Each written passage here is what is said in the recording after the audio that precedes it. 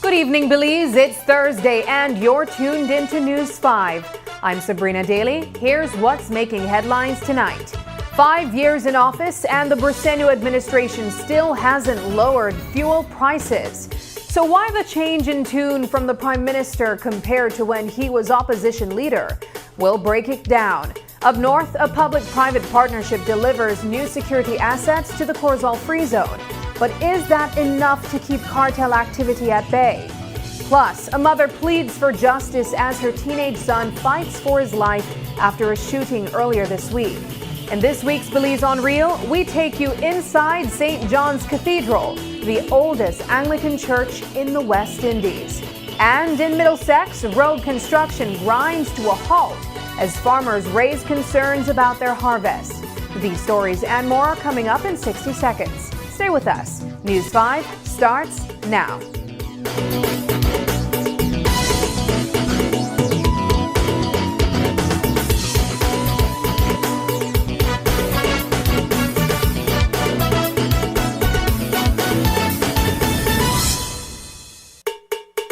LV power flows through your engine.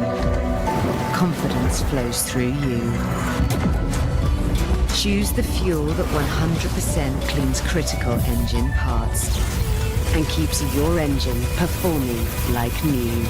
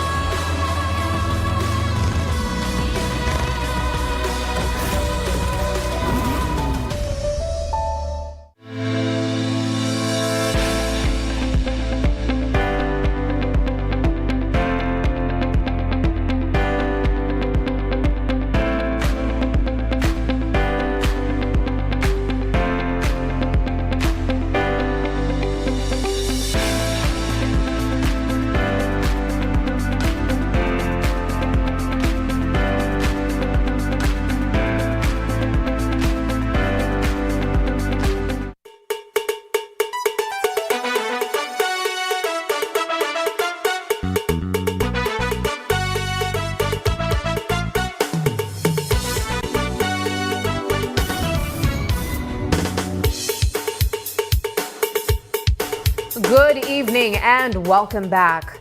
For many drivers, fuel feels like the price that never budges.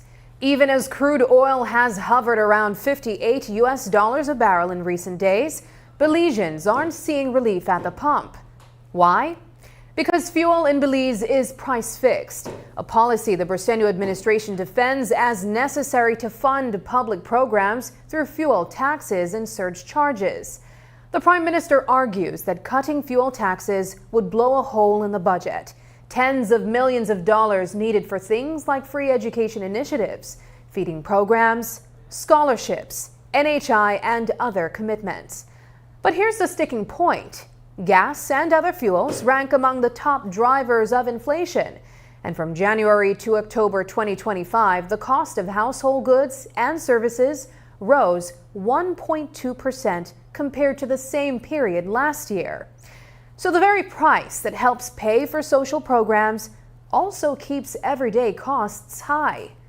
There's another layer. As opposition leader in 2017 and 2018, John Briceño criticized high pump prices and urged tax reductions when global oil fell. In government since November 2020, his stance shifted. Hold fuel prices steady to protect revenues, stopping the release of price changes until broader tax collection and growth can cover cuts.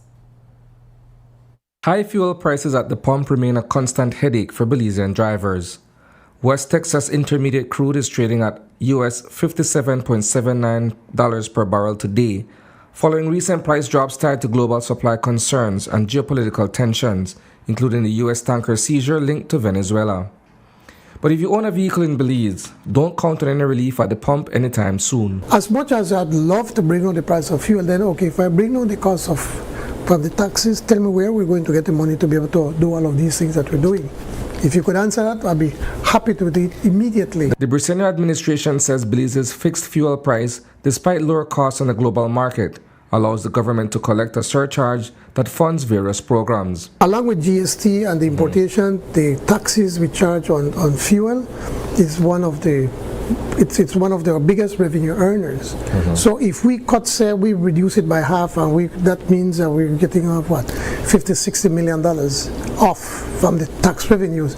If you could find me the next $60 million, I'd be happy to do it today. SIB's latest data show gas and other fuels, along with housing, water, and electricity, as the second biggest drivers of inflation.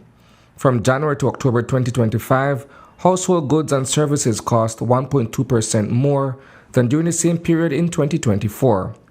Interestingly, when he led the opposition in 2017, Briceño criticized high fuel prices, pointing to soaring inflation. He often chided the Barrow administration over the mounting cost of living. Do you feel comfort by the Prime Minister's words? A man that constantly changes his mind, a man that you can't keep him to his word, a man who promised his country that he was going to keep the fuel under $7, and that if the fuel price were to go up by $1, he was going to reduce the tax. A man who right now, the tax on fuel on premium is over $5, and you're comforted by his words? I don't think so. The fact is that today the price of fuel, of oil, has been going down. And there's no way why he's supposed to be at this high price. All he needs to do, he could easily take off $2 tax and keep the price under $10. That's the least he can do. The least he can do. But yet he continues to tax with the fuel, with the GST. I mean, he's putting on new taxes on new products on GST. So we are feeling that pressure as Belizeans. By July 2018, still in opposition, PUP leader John Briceño again criticized Prime Minister Dean Barrow's administration for not lowering fuel costs. At the time, premium dropped only 11 cents to $11.30 per gallon. The problem with this government is that they are bankrupt of ideas. It is easy for them to tax fuel between 40 and 50%. Of every dollar that you pay at the pump, between 40 and 50 cents goes directly to the government. And it is an easy way to collect money. What the Prime Minister and his ministers fail to understand is that when they do that, they are creating even bigger problems for the country. The cost of living goes up, transportation goes up, cost of production goes up. It makes us uncompetitive. And once we become uncompetitive, then businesses start to either shut down or they start to get smaller, so then less economic activity takes place. In November 2020, the PUP took office, but fuel remained fixed at the pump, contrary to campaign promises on the cost of living. The administration stopped publishing price increases, and today, PM Briceño offers a different justification. We're hoping that we could eventually start to ease that as we start to increase in other areas where we could improve the tax collection, and as the economies continue to grow, that then we could then ease off on that, on those taxes, and cover it somewhere else. But presently right now we don't. So if we were to cut that, then we may have to cut GST.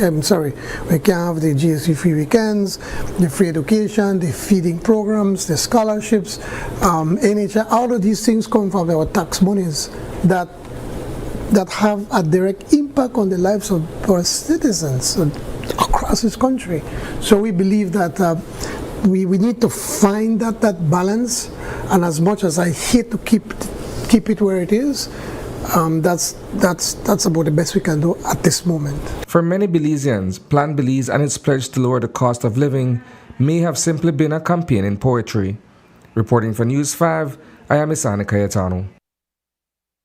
Tonight, we're back at the northern border, where concern over the Corozal Free Zone security has shifted from whispers to urgency. The government says it's tightening controls and working more closely with Mexico. An $8 million push branded Operation Northern Fortress to keep organized crime from exploiting the zone. On the water, the Belize Coast Guard has ramped up patrols along the Rio Hondo, recently seizing illicit cargo staged outside the free zone's perimeter, believed to be bound for Mexico, even as they cautioned they couldn't confirm which network was behind it. To sharpen the response, the Prime Minister merged enterprise with Home Affairs, putting Minister Oscar Mira on point. He's pledged to brief with Free Zone leadership and ensure businesses can operate without fare. Against that backdrop, today's handover is meant to turn strategy into action. CEO Nery Ramirez says after completing the new Santa Elena Corozal Free Zone access road, built to improve safety, traffic flow, and efficiency, the zone is now adding 2 security assets: an ATV for the Belize Police Department to boost patrols inside the zone and along the border, and a house to serve as a BDF headquarters. But as Minister Mira reminds us, this is more than a photo op. Today, we gather to celebrate yet another significant accomplishment for our border community. First, we successfully constructed the new Santa Elena Corozal Free Zone Road, a development that greatly improved the safety, traffic flow, and overall efficiency. And now, we are proudly adding a new security assets that will further strengthen the safety and operations at this important entry point. This morning, we officially present an ATV to the Belize Police Department, enabling officers to conduct more frequent, efficient, and effective patrols throughout the Corozal Free Zone and the border area. In addition, we are providing a house to serve as a headquarters for the Belize Defense Force personnel stationed here. The ATV was generously donated by the Corozal Free Zone investors, a value of $39,813.18. It is much more than just handing over of 2 assets. It is about how we respond together when our security is threatened. And I can go and cite many instances in the free zone where the security of the free zone has been breached. We have seen the risks to businesses, to officers, and to ordinary citizens. And these are not simple issues. They are real worries for the people who work and invest in the free zone. And it was in the bi-monthly interagency meetings where Customs, Immigration, Police, BDF, Baja, and the free zone management and others sat together that this reality was made. And around that table, we spoke plainly about the challenges, and for those honest conversations came practical solutions. The government says the 2 pillars of national security are moving in lockstep: defense and border security alongside home affairs and enterprise. Their objective is to keep the Corozal Free Zone and the communities around it safe. As part of that effort, officials handed over living quarters for deployed soldiers and an ATV to boost patrols inside the zone and along the border.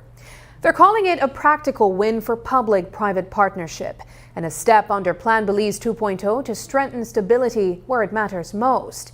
But will these new tools, tighter coordination, and stepped-up patrols be enough to close the gaps at Belize's busiest border marketplace?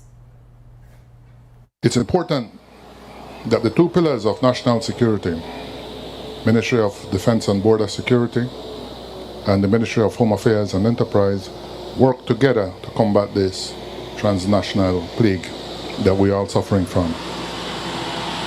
Today's handing over of living accommodations for the deployment of soldiers and the UTV for the mobilization of this patrol is but one demonstration of the Government of Belize and Plan Belize 2.0 to ensuring that the security and stability of Belize remains intact. Today is also a demonstration of the success that public-private partnerships can yield, that there is open communication, and that we can work towards a common goal. The Ministry of Defense and the Ministry of Home Affairs with the Free Zone will work together to keep the Free Zone and this northern border region a safe space. Coming up, mother pleads for peace as teen battles injuries after triple shooting. More when we return.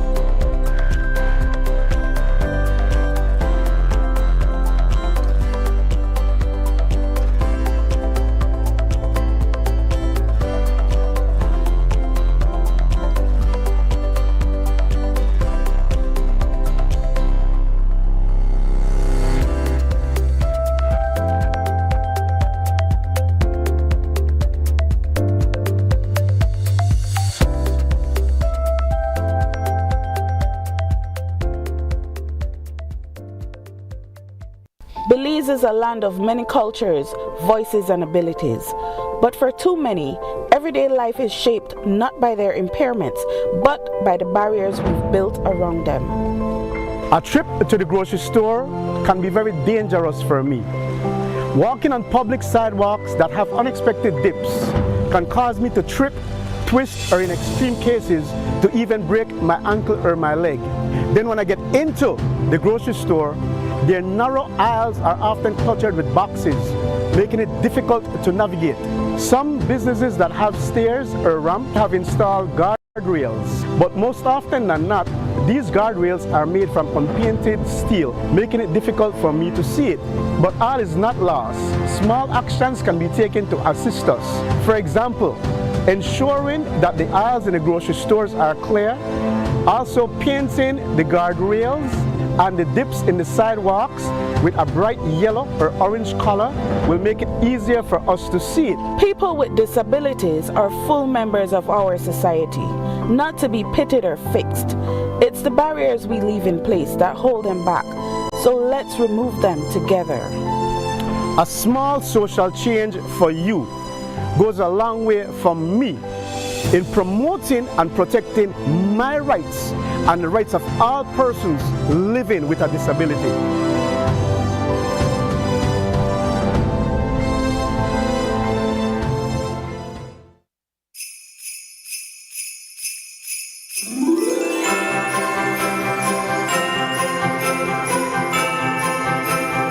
This Christmas is extra special for us at BB Insurance because it's our first. You welcomed us into your lives, and we couldn't be more grateful. Your trust means everything. From all of us at BB Insurance, thank you for being a part of our journey. Here's to many more holidays together. Merry Christmas and a Happy New Year.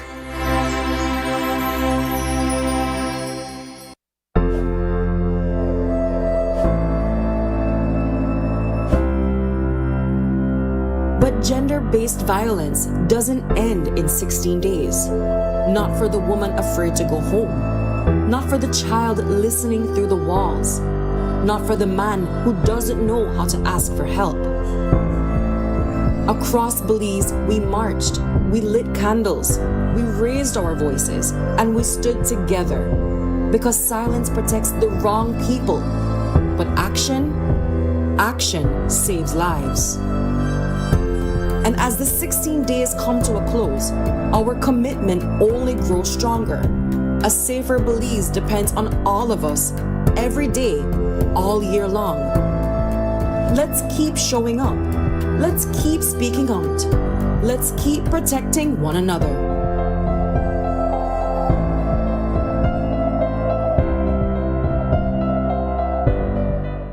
Santa called to make sure I'm prepared. He said, oh, winter love is spreading everywhere. Summer came and took off with the spring. So now we start the Christmas caroling. I'll find my way back home and light up every tree. We will hang up stockings for you and one for me. It has been a pleasure serving you, our customers, throughout 2025 with authentic brands you trust and great prices you deserve. We say thank you for your loyalty and support. We look forward to continuing delivering exceptional customer service throughout the upcoming year. On behalf of our management and staff here at Benny's, we say thank you and wish you a Merry Christmas and a Happy New Year. Welcome to a new era of civil registration in Belize. The Vital Statistics Unit is undergoing a digital transformation, introducing new digital services through the Civil Registry and Vital Statistics System, CRVS. This transformation is designed to make accessing vital records faster, easier, more efficient, and more affordable for all Belizeans. The CRVS now offers simplified procedures designed to transform how you interact with your vital records. You can access vital records needed for business, travel, healthcare, and other needs. If you prefer face-to-face assistance, our friendly and efficient staff are here to help. The CRVS now offers both e-certificates and paper certificates. Citizens can print secure certificates at home or request a paper version.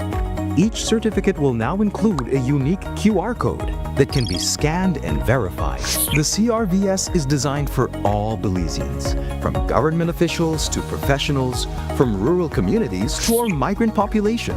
The new CRVS, digitally connecting citizens to all vital statistics services. To learn more, visit our website and start using the CRVS today.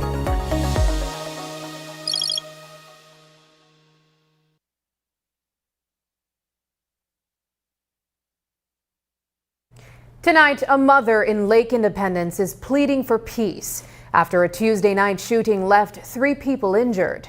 Among the victims, 2 17-year-old boys and a 60-year-old woman. 2 have been released from the hospital, but 1 teen is still fighting to recover. His mother, Joyce Martinez, says the family is living in fear, not just because of the gunman, but because of what's happening now. She claims police have been showing up at her home every day, searching the property and even warning them not to record. Martinez wants the focus shifted away from her family and toward finding the person who pulled the trigger. News 5's Brittany Gordon has the story.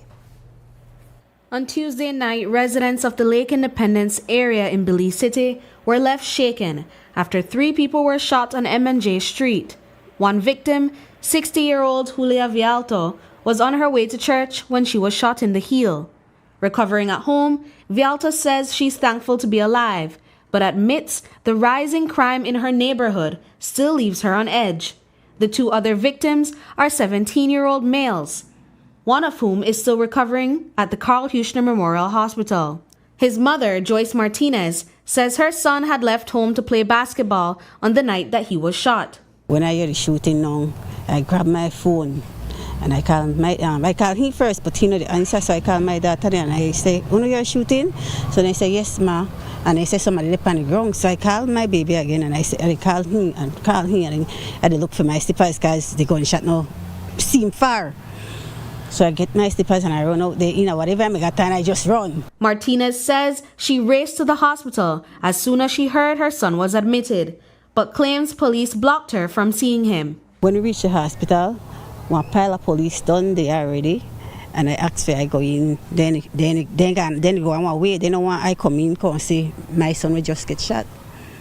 Then one of them gone for battle. I don't know if he may want to whop up me or what, because I start going rush now because I need to know where to go on inside there. So I start going and rush, right? And then they say if I don't shit up there and what happened to me, and then after that I calm down because I need to concentrate for my baby than they. She further alleges that police have been raiding her family's home for months and have increased their visits following her son's shooting. They slam the gate, although she tell them she open and they slam the gate and they say they can't do a search. Every time they can't do a search, ram sack up the house and no one do what to do. And they don't want search and cause only one person. Every shooting happen, no care that we're part of the district. They come to my house and I still can't tell that the police. Officers reportedly ordered Martinez and her children out of the room during the search and warned them not to record what was happening. My son got shot now. 6 trooper come this morning. 6 trooper. And they gonna rush, and turn over the whole tree house in the yard.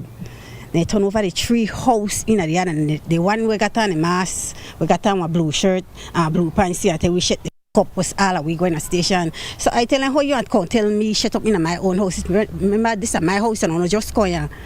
On the call with manners and I get respect. Martinez says no officers have questioned her son in the hospital since the shooting, and she's still asking why police keep visiting her home daily, especially when, according to her, nothing has ever been seized during these searches. Never yet. They never find nothing in my house. Never yet. I can't ask the police for no help.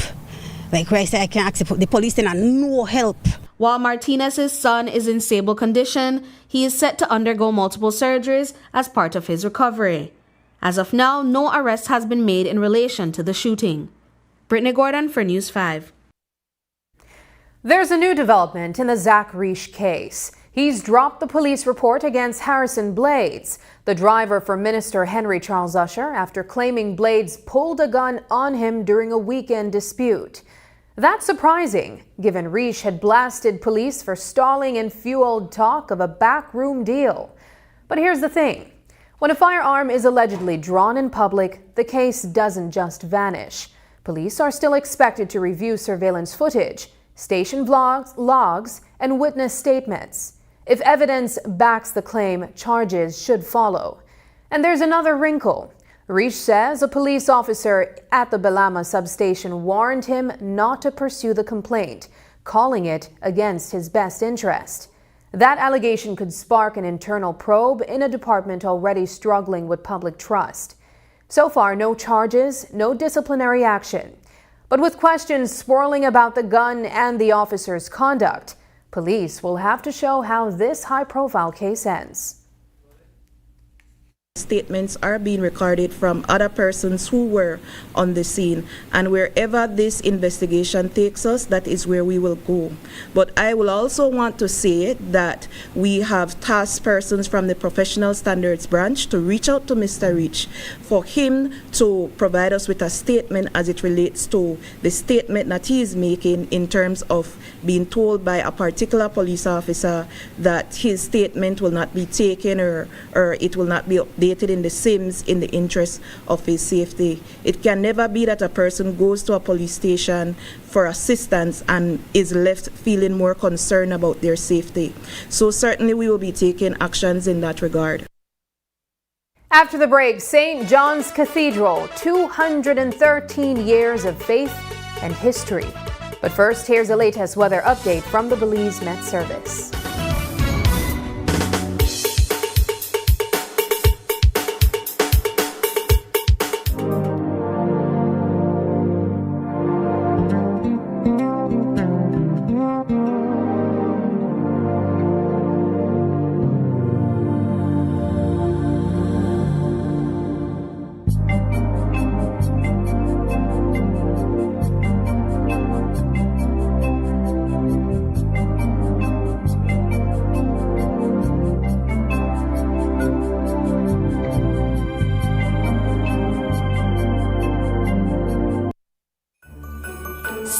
Greetings from the Social Security Board.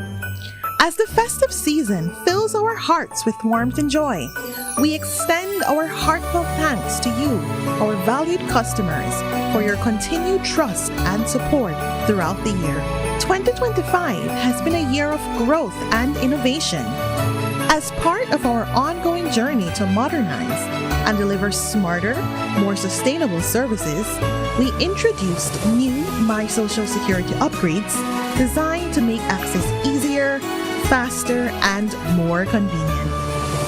Looking ahead to 2026, we remain committed to being a dynamic, progressive, and sustainable organization, embracing technology to enhance customer experience and operational efficiency.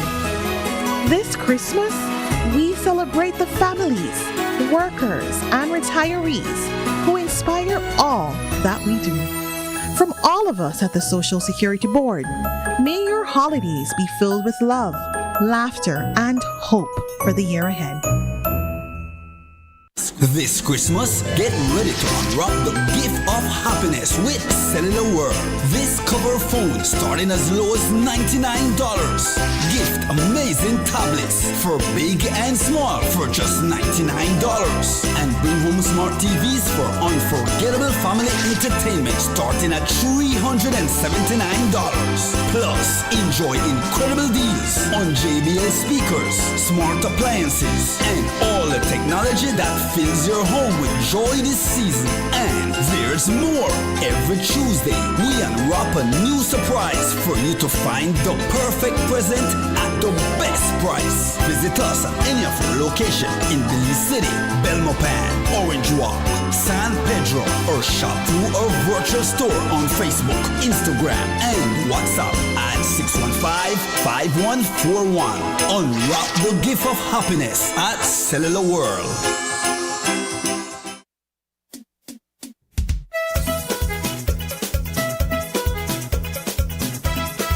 The Community Baboon Sanctuary presents the first ever Belize River Valley Farmers and Commerce Market Day. Come get your agricultural products fresh from the farm. Christmas turkey, duck, local chicken, dress and light, fresh meats. However you want them, just ask. We have them. And if you think so we're done, we're far from done. We have cultural items on sale and on display. Get your kiss, your fly brush, coconut boy, stretch me guts, music, and much, much more. It's a family affair, so have no fear. Let's make this big. You see, you, where they listen, you come to bring your granny, bring your grandpa, bring everybody. Adults, only $3. Kids, only $1. So, let's make it a date and don't be late.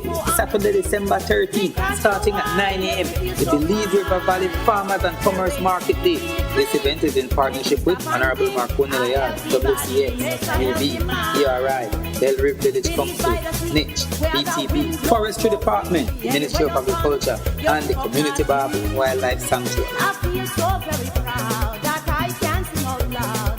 Belize are the best place.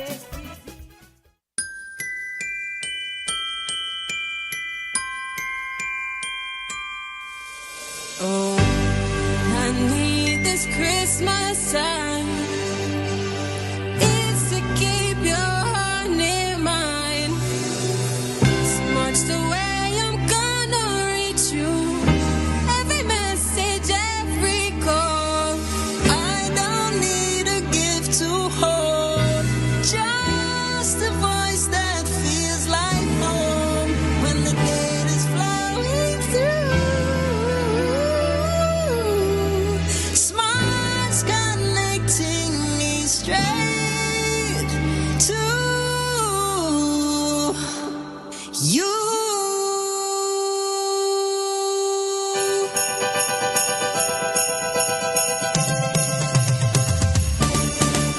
May every hello I miss you, every Merry Christmas too. Through the season warm and bright, smart connects our hearts tonight. All we want this Christmas time is that feeling so divine. Sharing joy across the nation, smart connects our families. Keeping every heart in touch, 'cause the season means so much when the data's flowing through. Smart's connecting me straight to you. May every hello, I miss you, and Merry Christmas find its way through. Because no distance is too far when we're smartly connected. Merry Christmas! Smart, bringing people together. Electricity is essential for everyday life, but behind every outlet, a lot is happening to bring you safe, reliable, and sustainable energy. Let's start at the beginning. Independent power producers across Belize generate electricity using a mix of renewable and non-renewable resources. Electricity travels across a network of high-voltage transmission lines capable of transmitting electricity across long distances. Electricity then reaches your nearest substation, where it is adjusted to a lower voltage, making it safe to travel on the distribution lines you see in your community.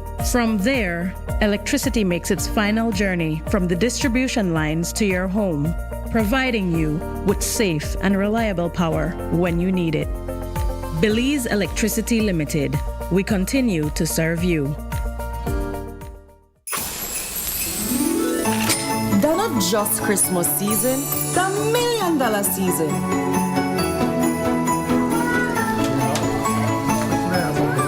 Because sometimes the biggest blessing come in the shape of a light ticket. This Christmas, the best gift could just be a ticket for $1 million. The $1 million jackpot draws December 20th. Buy your ticket now at any certified Bolida seller on the For We Bolida app or at forwebolida.bz. Go buy your ticket today for a chance to make your Christmas season extra special.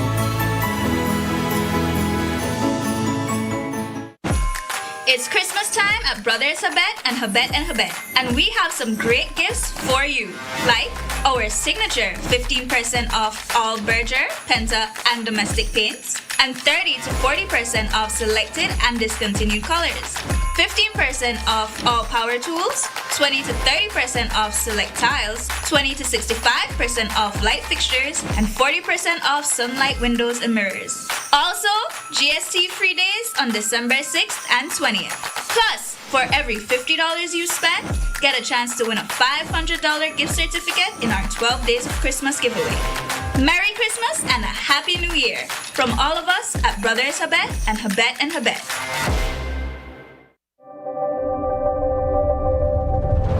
Every connection we make is more than just a signal. It's a student unlocking a future through digital education. A young mind daring to dream bigger. Our culture shared with the world in real time.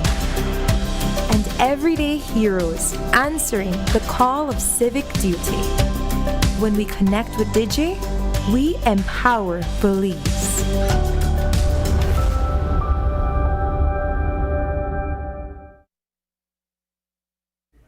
In the heart of Belize City stands St. John's Cathedral, a landmark that has stood through 2 centuries of history.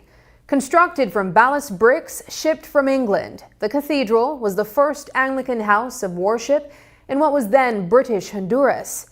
Today it serves as the mother church of the Anglican Diocese of Belize and offers visitors a glimpse into the country's colonial heritage and spiritual resilience. In tonight's edition of Belize on Real, we dive into the history of St. John's Cathedral and explore how it has remained a pillar of Belize's religious history for so long. News 5's Brittany Gordon reports.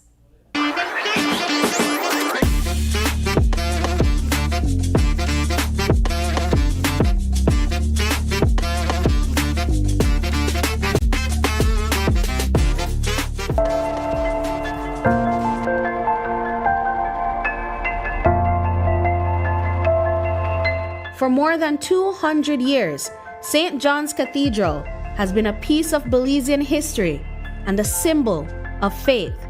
Built back in 1812 with ballast bricks shipped all the way across the Atlantic, it holds the title of the oldest Anglican church in Central America.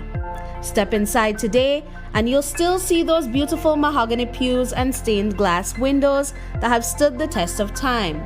Patrick Faber, who has been part of the congregation for 4 decades, shares how the community has kept this historic treasure alive. The main structure remains, but there have been many changes.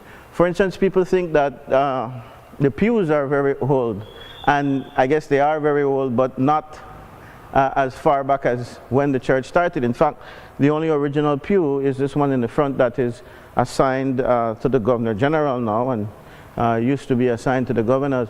All the other pews were destroyed in hurricane. The cathedral was built by slaves, and baptismal records show that many of them were members of the church even before emancipation. Faber points out that they couldn't worship as freely as Belizeans do today. We are told, for instance, that slaves were members of this church, but that those slaves were not allowed to come inside. There is an inner fence on the outside. If you look, there's an outer fence, but there's an inner fence as well, and that inner fence was the line that the slaves could not cross. So they had to stand outside of that fence when worshiping was happening. Yeah, well, thanks for donating. Visitors are encouraged to leave a small donation to help cover the ongoing renovations and maintenance needed to preserve the church. Following Hurricane Hattie, the mahogany roof was replaced, and only 1 chandelier remains hanging from the high ceiling. Jacinta Garbut, a member of the church, gives tours to visitors. She tells us how active the church remains to this day. Our cathedral is very active. It's not a museum. We have a service on Tuesday at 9 in our small chapel. On Wednesday, we also have one at 12.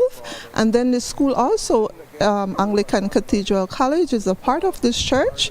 So they include religion in their curriculum. So they come over on Wednesday for an hour. And Sunday, it's when we have service, the big service on the altar part at 6:30 and 8:30 in the morning. We also do weddings, funerals. St. John's Cathedral is the oldest Anglican cathedral in the whole Caribbean. Today, 2 visitors from a sister cathedral in California stopped by St. John's after a friend recommended it. Cynthia Royce shares what it was like to experience such a historic landmark firsthand. I have to say their favorite part was just Cynthia's tour. And aside from that, the lovely structure, the way you've preserved it with so many gifts from your well-wishers around the world, and the lovely appointments, pews, which we don't have anymore in our cathedral. And so I'm very happy to see that. The church was once the stage for royal coronations, as 4 Mosquito kings were crowned in the mid-1800s, making it the only cathedral outside of the United Kingdom where a coronation of kings occurred. These coronations came as a result of the Mosquito Coast Indians wanting to mimic the coronations that happened in the UK, and so they wanted to be coronated in a cathedral. And of course, St. John's Cathedral has been here all of these years, and so they looked to this place to have the coronations. The platform outside of the north door is a testimony to that.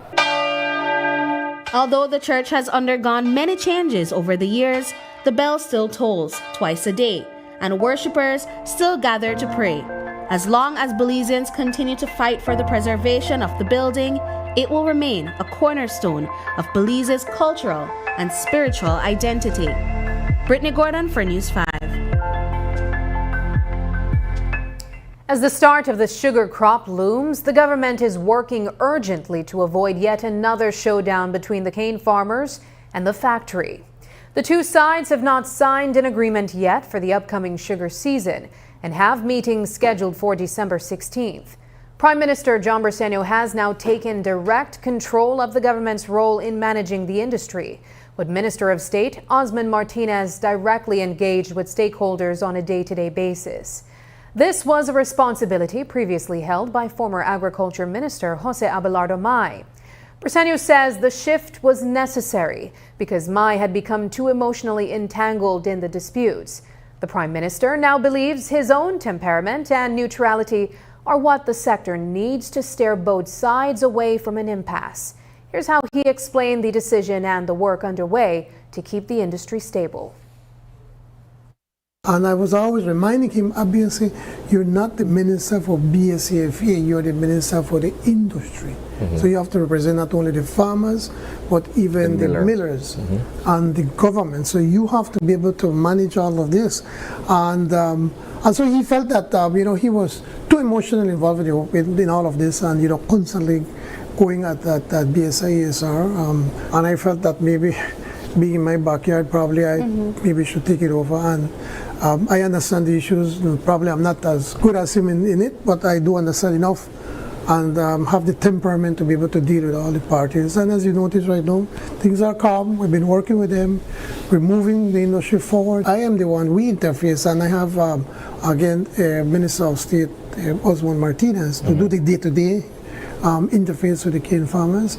So last week, I think it was last week, yes, I attended a meeting with the BSCFA with CIRI, which is the Cane Farmers Associations, and the Ministry of Agriculture, and also the Ministry of Sugar, and the millers. A long meeting went on for several hours to discuss all of the issues addressing the challenges that we're facing. So whilst you do the day-to-day, I am the one that actually really involved in the activities of the sugar industry.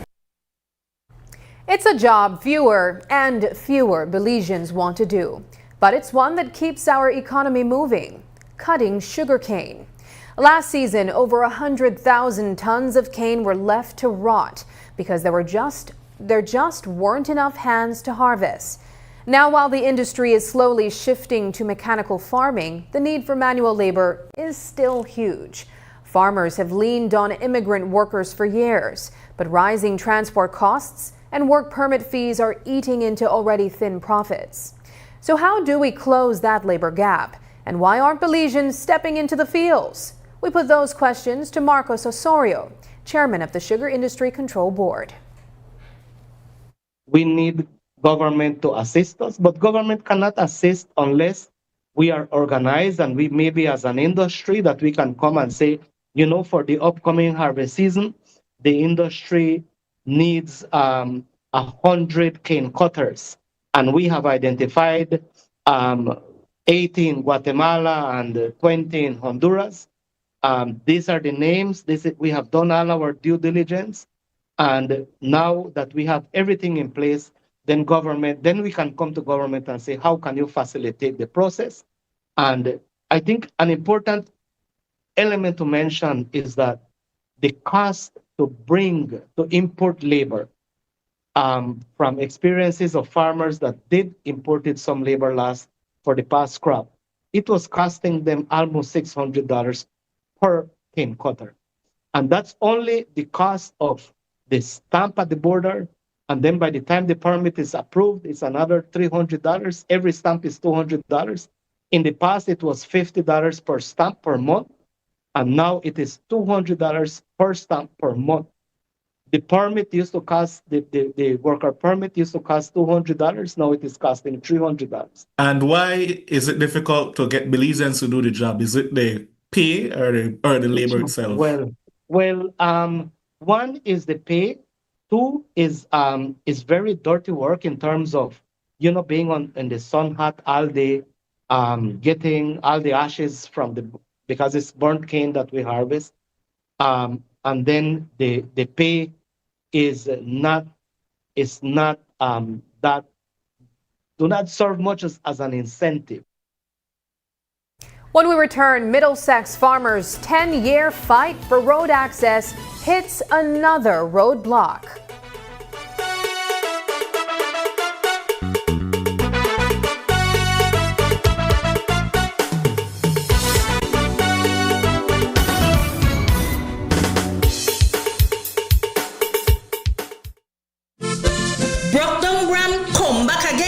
Niche and the Institute of Creative Arts invite you to celebrate True Belize Christmas. Come out and enjoy music and entertainment by Kenny Gladden and the New Creation, Boom and Shine Second Generation, Quick Vibration, and the Youth Connection Band. Backing up artists such as Terry the Brockdown Gal, Harrison Daggy King, Missy B, Master B, Nella Player, and much more.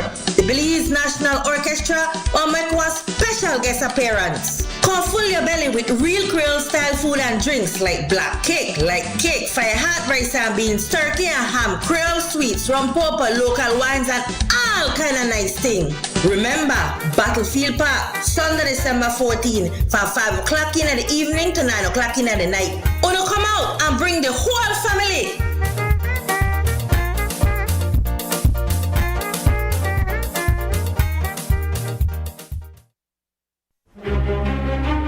Belize, it's that time again. GST-free weekends are back on December 6th, 7th, 20th, and 21st. Just in time for big savings for Christmas. On these weekends, most local retail goods will be GST-free at checkout. That includes frequently bought standard rated goods such as furniture, appliances, electronics, clothing and footwear, Christmas decorations, curtains, rugs, Marley, toys, and grocery items like seasonings, mixed essences, mixed fruits, and soft drinks. Everything you need to make your December more affordable. And good news for the holiday cooks. Picnic shoulder ham, smoked ham leg, and imported turkey are 0 rated all December long. And before you leave the store, always take a quick look at your receipt. You should see the GST removed or discounted automatically. So that means more savings and more room in your Christmas budget. So Belize, let's shop smart this Christmas season. December 6th, 7th, 20th, and 24th.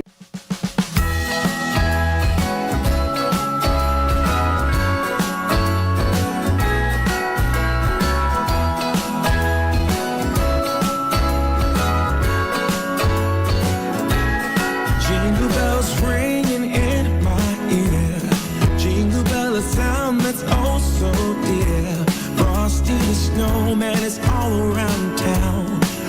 shuffle, reindeers are falling down. We stay up waiting for Santa tonight. He climbs down the chimney at the speed of light while we're dancing around the Christmas tree, hugging and kissing just you and me.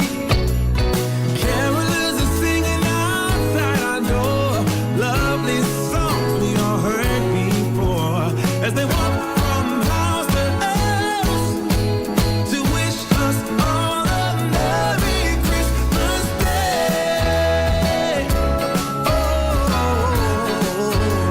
a Merry Christmas Day.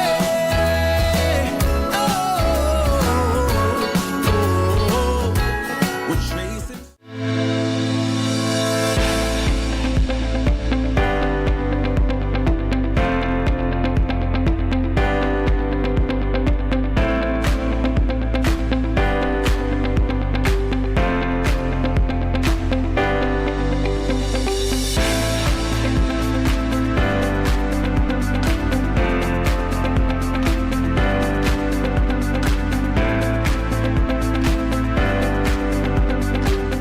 This Christmas, live easy with DigiWallet. We're giving away over $100,000 in prizes and giveaways with over 200 winners across Belize. And getting entries is easy. Every $10 plus DigiWallet usage equals 1 entry. Top up, send and receive money, buy Bolito, shop and pay, and more. Earn even more entries when you buy a device from Digi or Cellular World. Sign up for a Digi One bundle. Make the switch to Digi and more. Live easy with DigiWallet this Christmas. Santa called to make sure I'm prepared. He said, oh, winter love is spreading everywhere. Summer came and took off with the spring. So now we start the Christmas caroling. I'll find my way back home and light up every tree. We will hang up stockings for you and one for me. Electricity is essential for everyday life, but behind every outlet, a lot is happening to bring you safe, reliable, and sustainable energy. Let's start at the beginning. Independent power producers across Belize generate electricity using a mix of renewable and non-renewable resources. Electricity travels across a network of high-voltage transmission lines capable of transmitting electricity across long distances. Electricity then reaches your nearest substation, where it is adjusted to a lower voltage, making it safe to travel on the distribution lines you see in your community. From there, electricity makes its final journey from the distribution lines to your home, providing you with safe and reliable power when you need it. Belize Electricity Limited. We continue to serve you.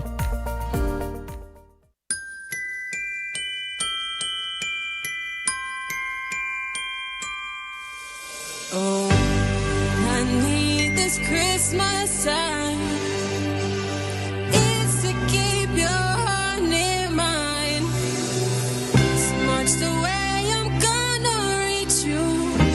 Every message, every call. I don't need a gift to hold. Just a voice that feels like home when the day is flowing through. Smart's connecting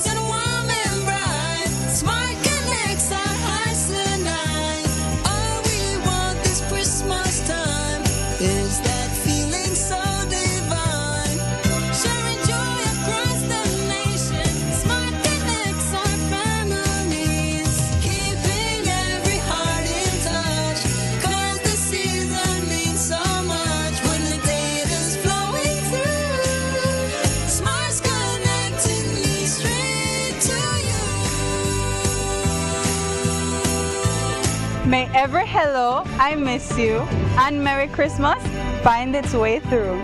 Because no distance is too far when we're smartly connected.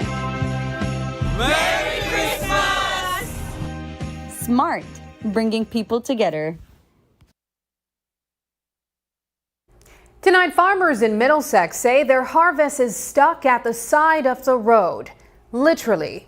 They're accusing the government of neglect and unfair treatment after the Department of Environment, under the Ministry of Sustainable Development, halted a community-built access road. Growers tell News 5 they followed all the rules, culverts, drainage, even protecting natural springs. But the project was stopped anyway. Now they warn that thousands of pounds of fresh produce could spoil, threatening food security and livelihoods at the peak of the holiday season. They built this road without $1 of government funding, and they say it's the only way to get crops out to market. News 5's Brittany Gordon has the following story. For more than 10 years, farmers in Middlesex Stand Creek have faced an uphill battle just to get their produce out of the village. Community chairperson Brittany Roches says the problem comes down to poor road access. Most of the surrounding land is owned by Silkgrass Farms, leaving growers with few options to move their crops. 3 years ago, residents met with the Lands Department to open a road for farmers to travel, which was surveyed, approved, and authenticated, costing residents $5,000. Community members then began to work to make the newly opened May Johnson Road extension accessible. But just when things were looking up, the residents received a stop order from the Ministry of Infrastructure Development and Housing.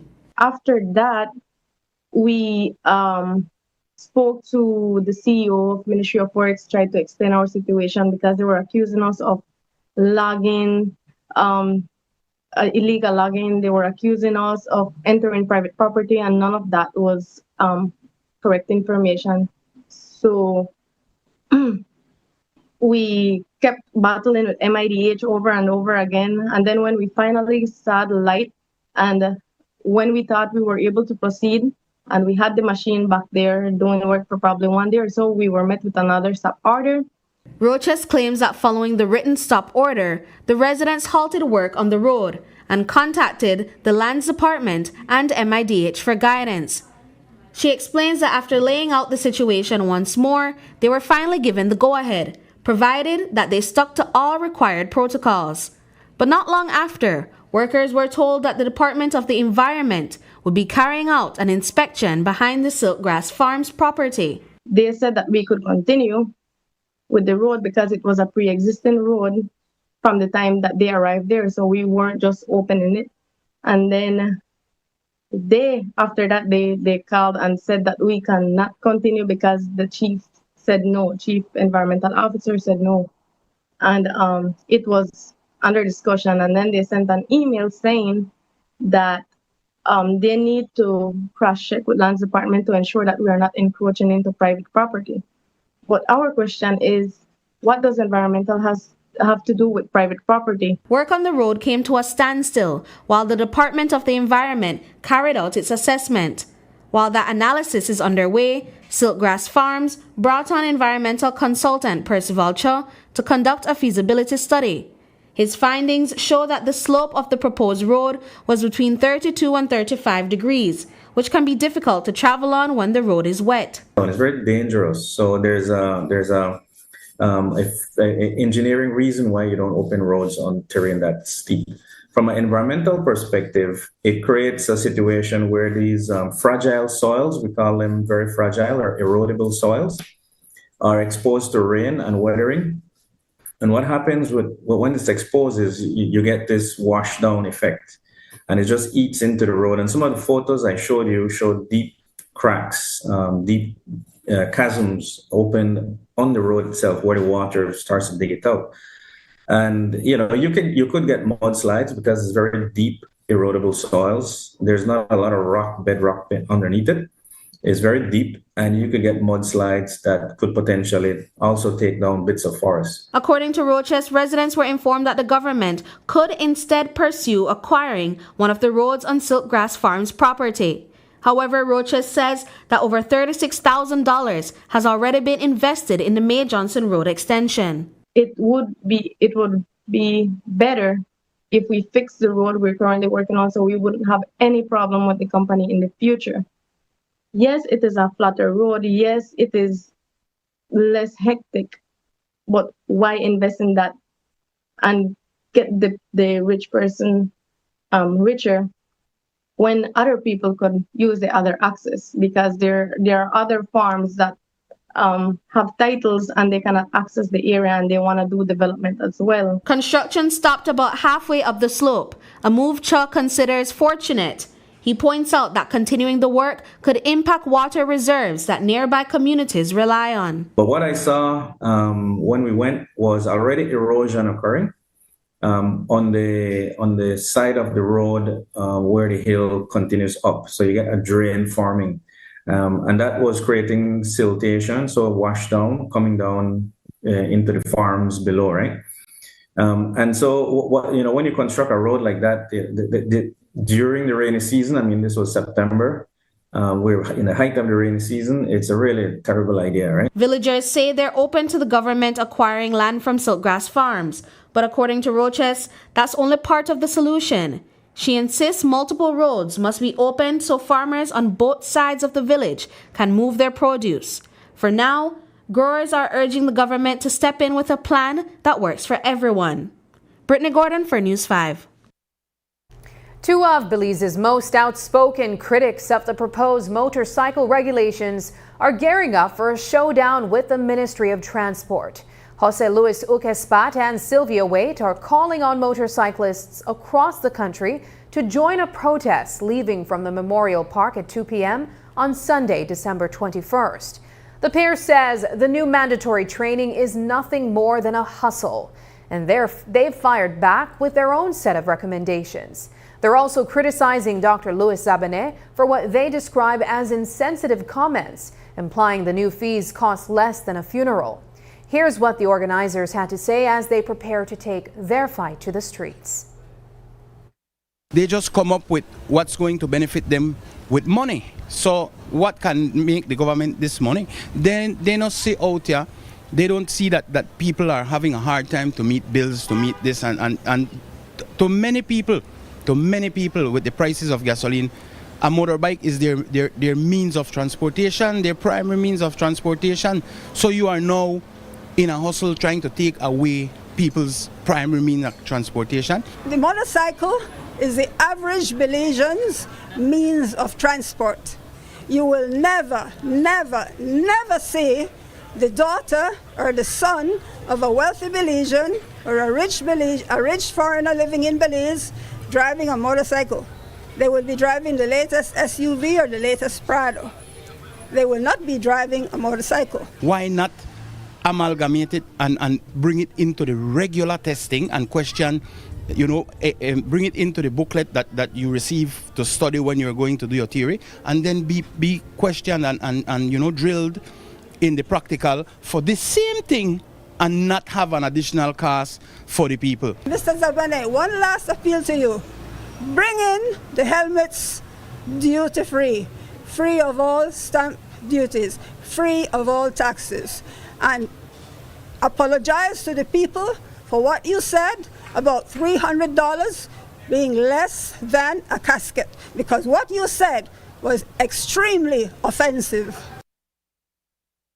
Belizean activist Jose Luis Uquespat says he's faced threats for years for speaking truth to power. In light of the Joseph Budna kidnapping and extraction, we asked if he is fearful of state retaliation for organizing protests and challenging the administration. However, he is drawing a sharp contrast between himself and Budna.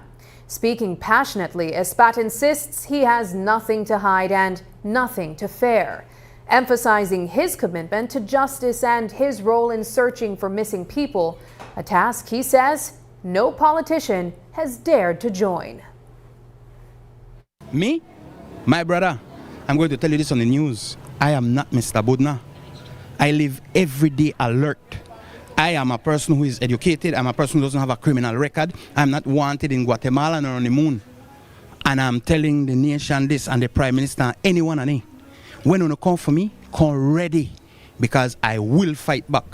I know the play. I am not here robbing anybody. I'm not here scamming anybody. I'm not here doing drugs, or I'm not the one trafficking the drugs. So I have nothing for fear. I have nothing to fear. I just stand up for this country and the people of this country. I'm doing things for this country that no politician dares to do. I have invited all these politicians to come on the searches for the missing people. Not one of them have come. Not one has put on their boots and come and stand up for the people. Up next, equal opportunities and equal pay for women footballers.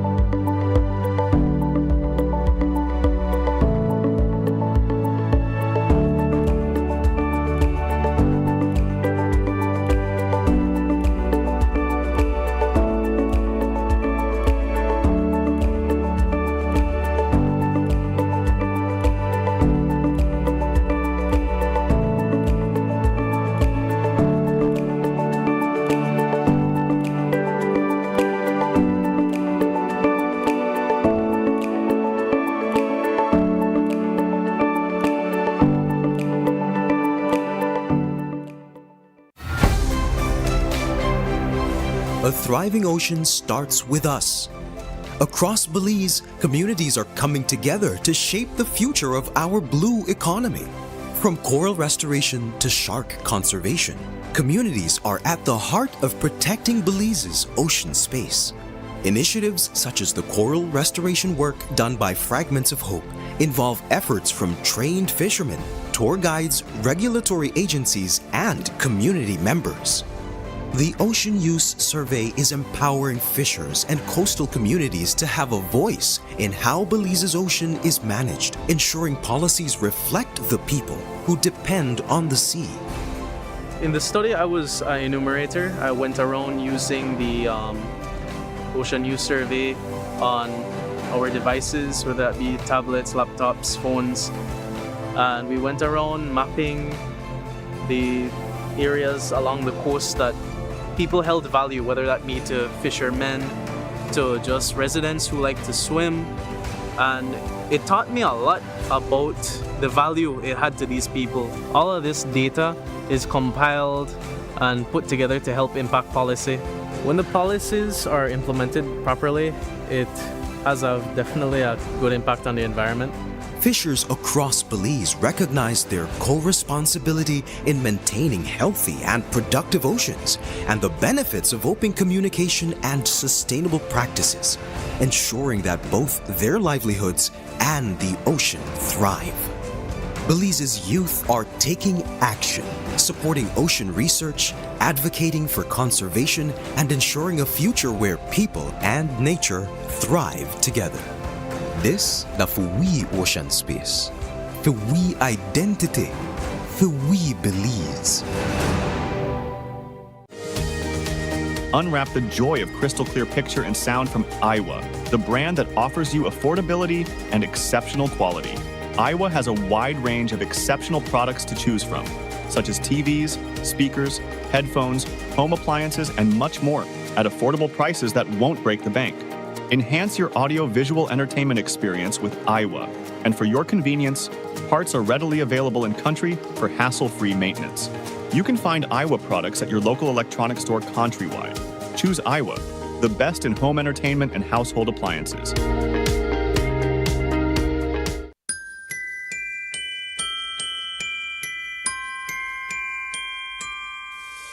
Oh, I need this Christmas time. It's to keep your heart near mine. It's much the way I'm gonna reach you.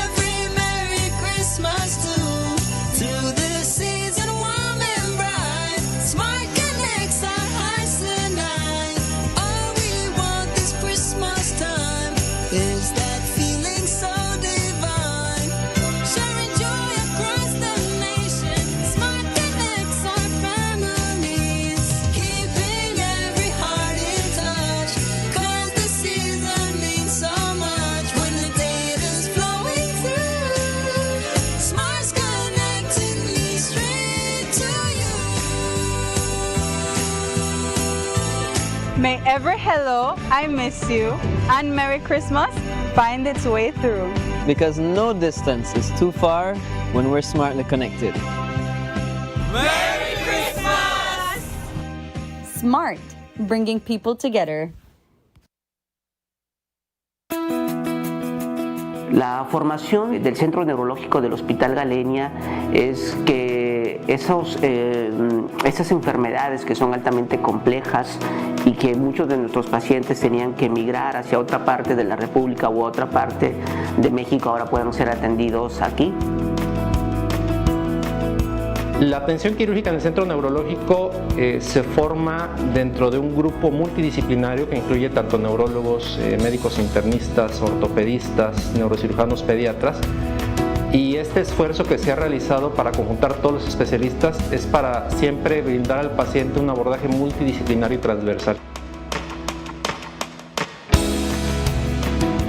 Evidentemente, mientras más rápido podamos llegar al diagnóstico de los pacientes, más rápido podemos tratarlos, resolverlos y por ende mejor resultado vamos a tener al final. Entonces creo que la prioridad y el fundamento principal de un proyecto como este es justamente eso, que no se pierda tiempo de forma innecesaria para poder al final del día llegar al mejor de los resultados con un tratamiento completo, integral y oportuno.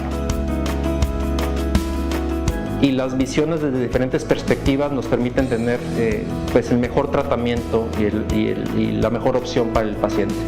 Tenemos la capacidad técnica, operativa, profesional y la infraestructura de poder establecer una atención neurológica de alta calidad.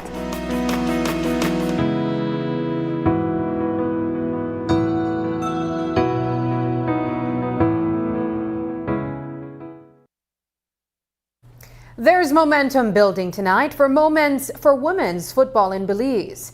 After years of fragmented programs and limited resources, the Football Federation of Belize is now laying out a comprehensive 4-year strategy aimed at transforming the women's game. Shane Williams was at the launch today and has this report. The dream of a young girl playing football is simple: to have the same opportunities as the boys running on the pitch. The Football Federation of Belize today unveiled its 4-year strategic plan to move closer towards that goal. The plan is designed not only to increase participation, but to ensure that girls and women across the country have the same opportunities, support systems, and pathways long enjoyed in men's football. We've been focusing a lot on female football, but now we've gotten the stakeholders together to put a 4-year plan. FIFA has been pushing big when it comes to female football, and having a pathway, a plan going forward, that is the way how we are going to make the most out of what FIFA has to offer us. FFB says its new strategy turns ambition into action, built on months of input from those closest to the game, administrators, players, and coaches. Those sessions were held specifically to identify weaknesses, strengthen development pipelines, and build a sustainable model for the future of the women's program. We had 3 consultations. Our first consultation was with our management team, and our second was with our senior women's national team, and our third was with our Congress members and the stakeholders of football. This strategic plan focused on 5 pillars. The first pillar is develop and grow, that focus on grassroots football and youth football.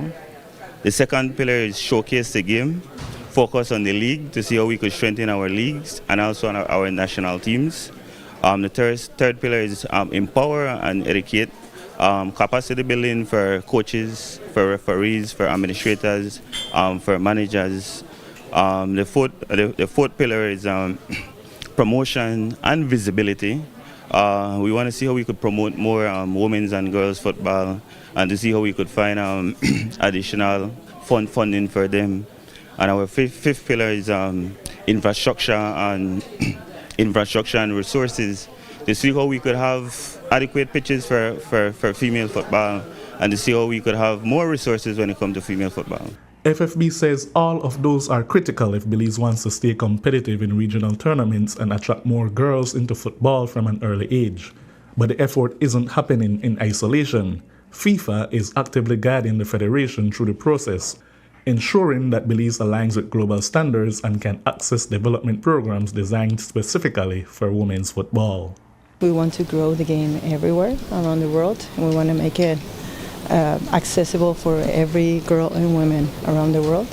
And that's exactly what we showed today in the strategy for the next 5 years. FIFA has 13 programs that are specifically for the women's football development process, and they're out there for Belize and for all the other 211 member associations around the world.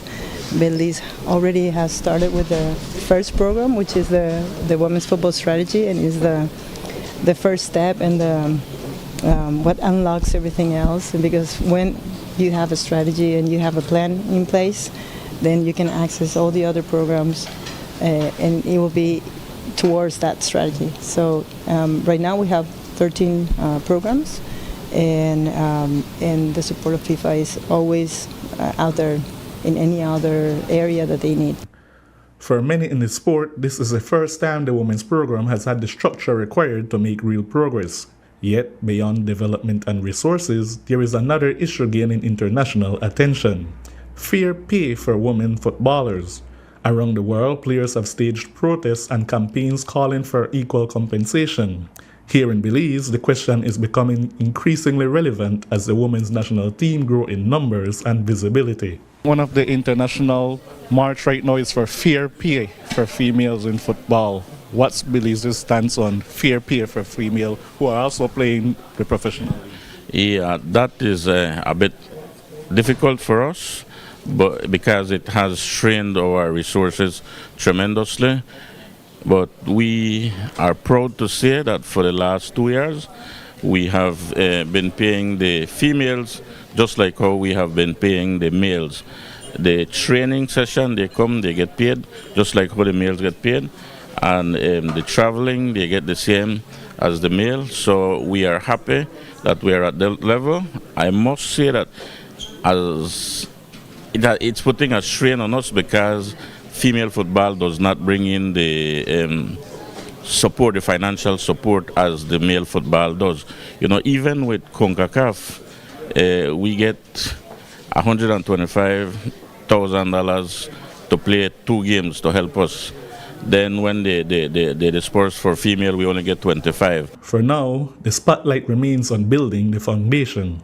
And with a new strategy, FIFA support, and a growing demand for equal treatment, Belize's women footballers may finally be on the verge of the breakthrough they've long been waiting for. Shane Williams reporting for News 5. And that's the news.